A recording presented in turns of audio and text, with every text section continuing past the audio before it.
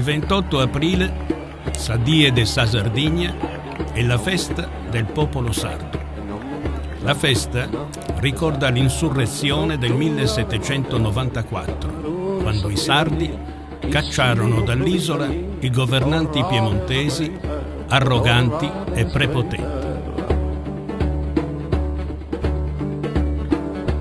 Declara la guerra contro adesso prepotenzia e comincia sa vasenza, il suo popolo a mancare, il suo popolo a mancare. Baronessa di tirannia, procura del moderare, procura del moderare. La festa è legge regionale approvata all'unanimità il 14 settembre 1993. Mira che sta tendendo contro Deo il suo, mira che non gioco, chissà cosa andava vera, chissà cosa andava vera.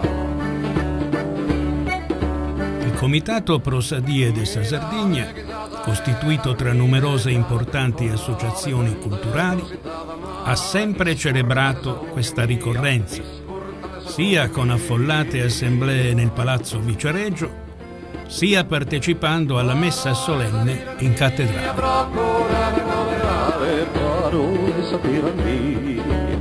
A fare festa possa di nostra, sa di Sardegna, sa di Sardegna che è stata celebrata per ricordare sa di essa ciappa.